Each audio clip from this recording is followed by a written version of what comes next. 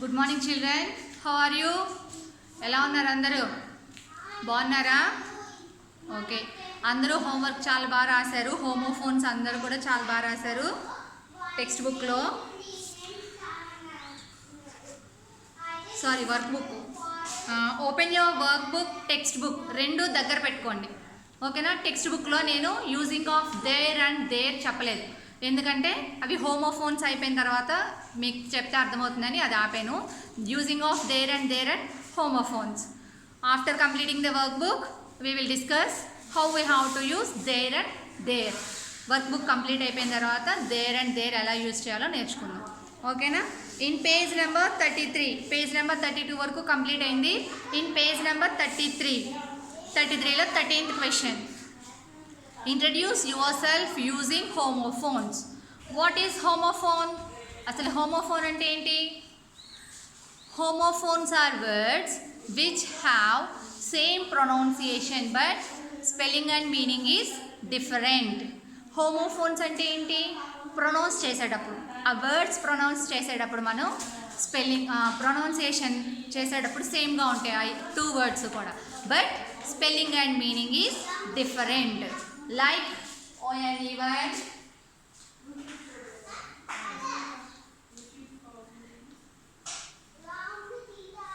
homophones.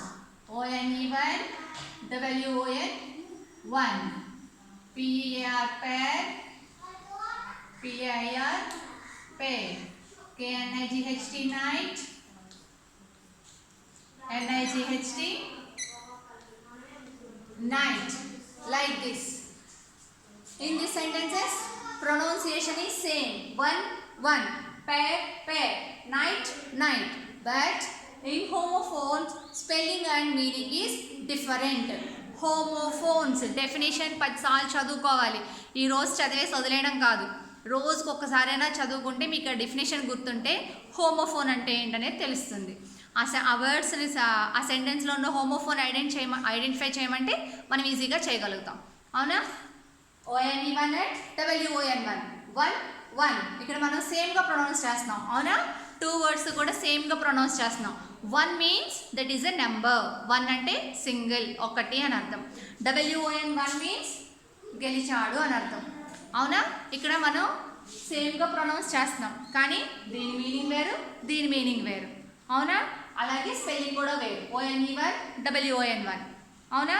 These are called homophones. వీటిని homophones అంటాం. Now introduce yourself using homophones. Use any 3 of the following pairs of homophones to write a few lines about yourself. Introduce yourself using homophones. Introduction చేసుకోమంటే మీ గురించి చెప్పాలి, మీ గురించి. Like my name is so and so, మీ పేరేంటో చెప్పాలి. I am studying in 3rd class. I am studying in Siddhartha Vidyalaya. I am living in Hanuman Junction. Introduction అంటే మీ గురించి, సెల్ఫ్ ఇంట్రడక్షన్ అంటే మీ గురించి చెప్పడం. My father name is, my mother name is, అలాగా మీ గురించి చెప్పడాన్ని ఇంట్రడక్షన్ అంటారు. దాన్ని introduce yourself using homophones. అది హోమోఫోన్స్ యూజ్ చేసి ఇంట్రడక్షన్ చేయమంటున్నారు. Use any 3 of the following pairs of homophones to write a few lines about yourself. మీ గురించి రాయండి తర్వాత మిమ్మల్ని మీరు ఇంట్రడ్యూస్ చేసుకోండి, అవి సెంటెన్సెస్ అక్కడ రాయండి. తర్వాత ఇక్కడ ఇచ్చిన హోమోఫోన్స్ ఎన్ని ఇచ్చారు? 4 హోమోఫోన్స్ ఇచ్చారు. ONE1, WON1, KNEW new, NEW new, KNOWS knows, NOSE nose, WEEK week, WEAK weak. ఆ హోమోఫోన్స్ యూజ్ చేసి మీ గురించి రాయాలి. You have to write about yourself. Yourself means మీ గురించి రాయాలి. Try to write in 5 or 6 sentences. ఒక 5-6 సెంటెన్సెస్లో ఇది రాయడానికి ట్రై చేయండి, ఓకేనా? మీరు రాస్తే రాయండి, లేదంటే నేను వాట్సాప్లో ఫోటో పెడతాను, చూసి రాసుకోండి. రాయడానికి మాత్రం ట్రై చేయండి. ఇందులో కాకపోయినా ఒక రఫ్ బుక్లో రాయండి, రాసి నాకు ఫోటో పెట్టండి. మీరు ఎలా రాయగలిగారు అన్నది నాకు తెలుస్తుంది కదా, అవునా? ఆ హోమోఫోన్స్ యూజ్ చేసి ఫస్ట్ మీ గురించి మీరు ఇంట్రడ్యూస్ చేసుకోండి. My name is, I am studying in 3rd class. My father name is, my mother name is, I am living in Hanuman Junction, ఓకేనా? My hobbies are, I like to eat fruits. అలాగా my hobbies, మీకు ఏమంటే ఇష్టం. My hobbies are watching TV, playing kabaddi. అలాగా మీకు ఏమైతే ఇష్టం అలాగే మీరు ఫస్ట్ ఇంట్రడ్యూస్ చేసుకోండి. తర్వాత ఇక్కడ ఇచ్చిన 4 హోమోఫోన్స్లో 3 యూస్ చేసి మ్యాక్సిమం ఒక 3 సెంటెన్సెస్లో రాయడానికి ట్రై చేయండి. రైట్ అబౌట్ యువర్ సెల్ఫ్, మీ గురించి రాయాలి అక్కడ. ఓకేనా? Next MCQs, page number 34. In page number 34 MCQs are there. MCQ means multiple choice questions. ఆ మల్టిపుల్ చాయిస్ క్వశ్చన్స్లో ఎన్ని ఉన్నాయి? 10 క్వశ్చన్స్ ఉన్నాయి. ఆ 10 క్వశ్చన్స్లో ఆన్సర్స్, ఆ మల్టిపుల్ చాయిస్లో ఇలాగ ఒక క్వశ్చన్ ఇస్తారు. ఆ ఒక్క క్వశ్చన్కి 3 ఆన్సర్స్ ఇచ్చారు. ఆ 3 ఆన్సర్స్లో you have to identify 1 correct answer. Multiple అంటే ఏంటి? ఒకటి కన్నా ఎక్కువ. ఒక ఆన్సర్ కన్నా ఇంకో 2 ఆన్సర్స్ ఇచ్చారు. Which is correct one you have to identify. ఏది కరెక్ట్ వన్ అనేది మీరు ఐడెంటిఫై చేయాలి. When you can identify that which is correct answer, మీరు ఎప్పుడు ఐడెంటిఫై చేయగలరు? When you know the lesson. మీకు ఆ లెసన్ తెలుసుంటే, మీరు ఆ లెసన్ చదివితే మీరు ఈజీగా ఐడెంటిఫై చేయొచ్చు ఆన్సర్ అనేది. అందుకే నేను 10 సార్లు చెప్తున్నాను, లెసన్ ఎప్పుడు చదువుకోండి. క్వశ్చన్స్ చదివేసి ఆన్సర్లు పట్టేయడం కాదు. You have to read lesson 1 or 2 times. అక్కడ ఇచ్చిన లెసన్లో ఉన్న స్టోరీని 1-2 సార్లు చదవండి. చదివితే మీకు ఈజీగా క్వశ్చన్కి ఆన్సర్ వస్తుంది. అంతేగాని క్వశ్చన్ చదివేశాను, ఆన్సర్ చదివేశాను అని చెప్పేసి ఆ క్వశ్చన్స్ వదిలేసి ఆన్సర్లన్నీ లైన్గా చదువుకుంటూ వెళ్ళారనుకోండి, మీకు ఎగ్జామ్లో అక్కడక్కడ ఇస్తారు. మీకు క్వశ్చన్ తెలీదు, ఆన్సర్ తెలుసు, but you can't attempt the exam. మీరు ఎగ్జామ్ అటెంప్ట్ చేయలేరు. అప్పుడు మీరు ఏం చేయాలి? First you have to read the question, you have to understand the question, then you have to read the answer, then you will get the answer easily. మీరు question చదివి అర్థం చేసుకుంటే మీకు ఆన్సర్ అనేది ఈజీగా వచ్చేస్తుంది. ఓకేనా? Now choose the correct option. Which of these lines tell us that Anna was kind. మీకు ఇక్కడ ఇచ్చిన 3 సెంటెన్సెస్లో ఏ లైను అన్నా అనే అమ్మాయి కైండ్, మంచిది అని చెప్తుంది.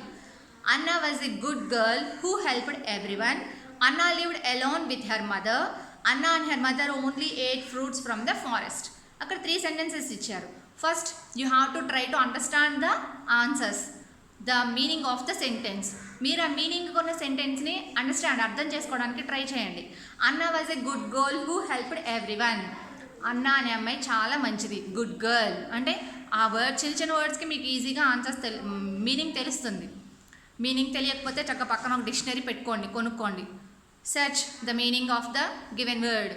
అక్కడ ఇచ్చిన వర్డ్కి మీనింగ్ సెర్చ్ చేయండి, అప్పుడు సెంటెన్స్కి మీనింగ్ తెలుస్తుంది. Anna was a good girl who helped everyone. Anna అనే అమ్మాయి ప్రతి ఒక్కరికి హెల్ప్ చేసిందంట. That is first one. Anna lived alone with her mother. Anna వాళ్ళ మదర్తో కలిసి ఉంటుంది. That is second answer. Anna and her mother only 8 fruits from the forest. Anna వాళ్ళ మదర్ ఇద్దరు కూడా ఫారెస్ట్లో ఫ్రూట్స్ తింటారంట. ఈ 3 సెంటెన్సెస్లో ఏది correct? First one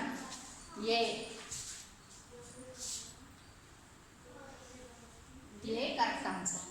next second one. Anna and her mother ate sweet porridge as often as they wanted to because. అన్నా and her mother ate sweet porridge. అక్కడ వరకు మీకు అర్థమవుతుంది. అది తర్వాత చిన్న వర్డ్ ఉంది, ఏంటది? As often as they wanted. Often అంటే తరచు అని అర్థం. ఎప్పుడు కావాలంటే అప్పుడు తింటున్నారంట. ఎలా తినగలుగుతున్నారు? The neighbours gave them porridge whenever they were hungry. వాళ్ళ నైబర్స్ అంటే ఇంటి పక్కన వాళ్ళు, ఎప్పుడు కావాలంటే అప్పుడు వాళ్ళకి ఇస్తున్నారంట. They had a little magic pot which cooked sweet porridge. వాళ్ళ దగ్గర మ్యాజిక్ పాట్ ఉంది, అందులో కుక్ చేసుకుంటున్నారు.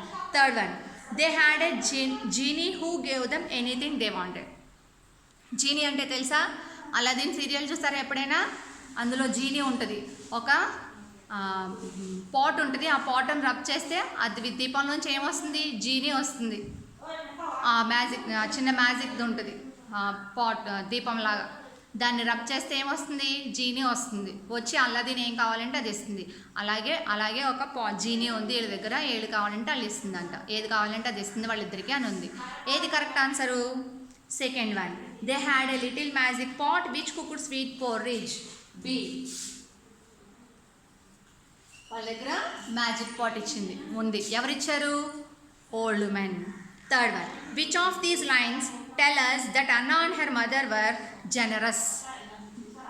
ఇక్కడ అన్నా గురించి ఇచ్చారు. ఇక్కడ అన్నా అండ్ హర్ మదర్ ఇద్దరు గురించి, వాళ్ళిద్దరూ జనరస్ అంటే ready to share everything to others, అందరికీ పంచడానికి రెడీగా ఉంటారు అని ఎలా చెప్పగలుగుతుంది? ఏ లైన్ చెప్తుంది ఇందులో?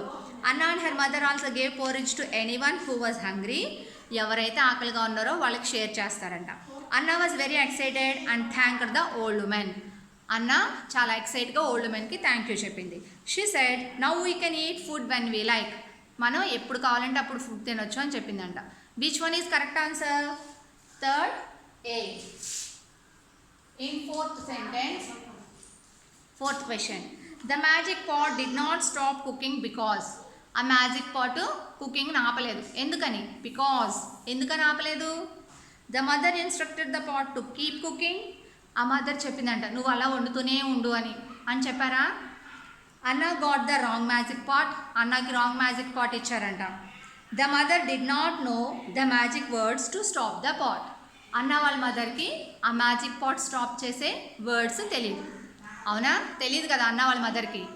కుక్ లిటిల్ పాట్ అని తెలుసు కానీ దాన్ని ఆపడానికి స్టాప్ లిటిల్ పాట్ అనే వర్డ్స్ తెలియదు. The C. ఫోర్త్లో C1 correct one. Next fifth one, everyone had to eat sweet porridge because. అందరూ స్వీట్ పోరిజ్ తినగలుగుతున్నారు. ఎందుకని? Anna and her mother had called everyone for feast at their house. Anna వాళ్ళ mother అందరూ వాళ్ళ ఇంటికి భోజనానికి పిలిచారంట. అందరినీ పిలిచారంట భోజనానికి. The mother distributed sweet porridge to all people. Anna వాళ్ళ మదరు మిగిలిన స్వీట్ పోరిజ్ అందరికీ షేర్ చేస్తున్నారు.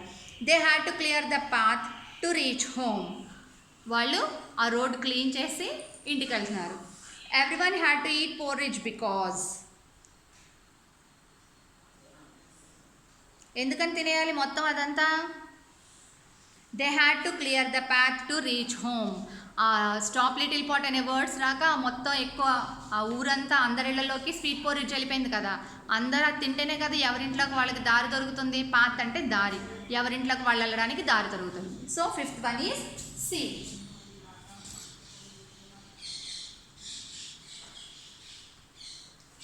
Now sixth one, if you were in Anna's place and had a magic pot, you would.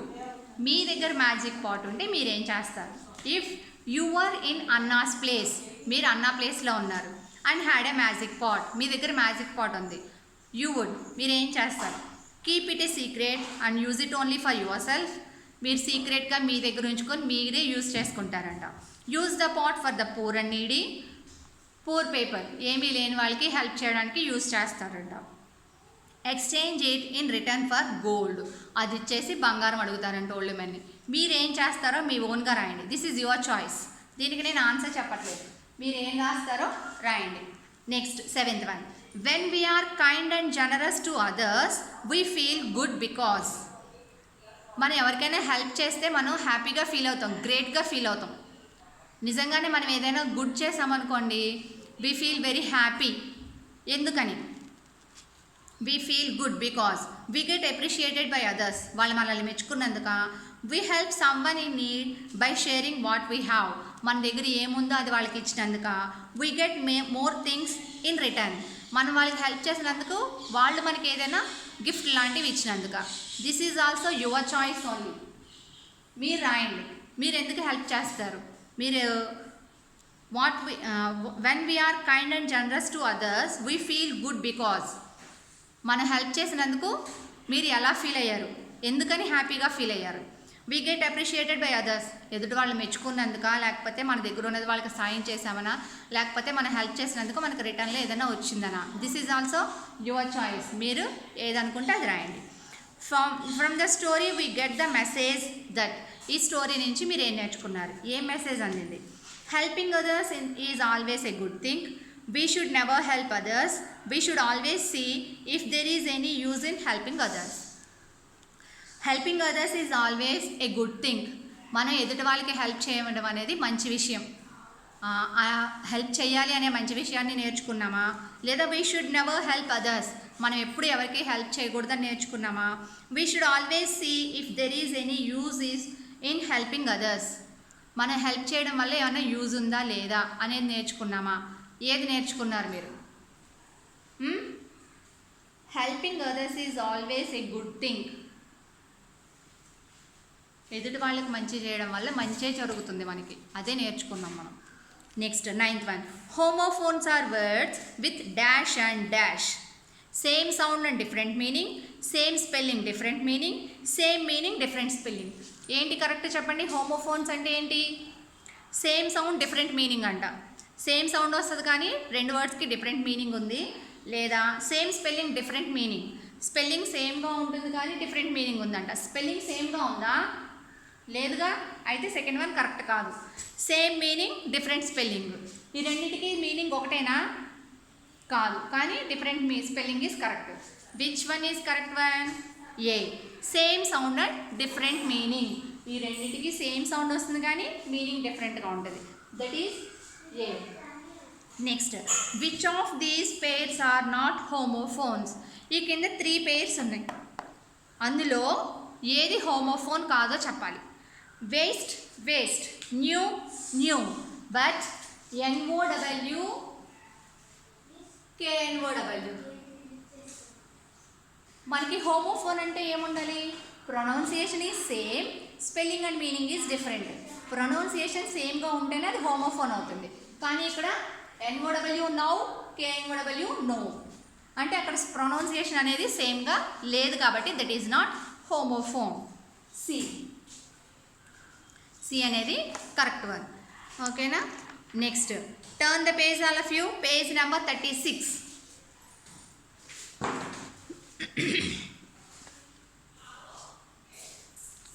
Page number 36. Page number 36లో ఇక్కడ మీకు application పార్ట్లో ఇక్కడ homophone రాసి ఆ హోమోఫోన్కి మీనింగ్ రాయాలి. హోమోఫోన్ అంటే ONE1 WON రాశారనుకోండి, ONE1కి మీనింగ్ ఏంటో ఇక్కడ రాయాలి, WON1కి మీనింగ్ ఏంటన్నది ఇక్కడ రాయాలి. మీరు డిక్షనరీ దగ్గర పెట్టుకోండి, హోమోఫోన్స్ దగ్గర పెట్టుకోండి, ఆ హోమోఫోన్ వర్డ్ ఇక్కడ రాసి మీనింగ్ ఇక్కడ రాయండి. ఓకేనా? మా using of there and their అనేది నేను నెక్స్ట్ క్లాస్లో చెప్తాను, ఎందుకంటే ఇప్పుడు ఆల్రెడీ 18 minutes అయిపోయింది, ఇది మించుమించు ఒక 15 minutes ఉంటుంది. ఓకేనా? మళ్ళీ మీరు కన్ఫ్యూజ్ అయిపోతారు. నేను రేపు క్లాస్లో using of there and their అనేది థర్డ్ లెసన్లో ఉంది, అదొకటి చెప్తే మీకు థర్డ్ లెసన్ అయిపోద్ది. నేను రేపు కంటిన్యూ చేస్తాను. ఓకేనా? Thank you.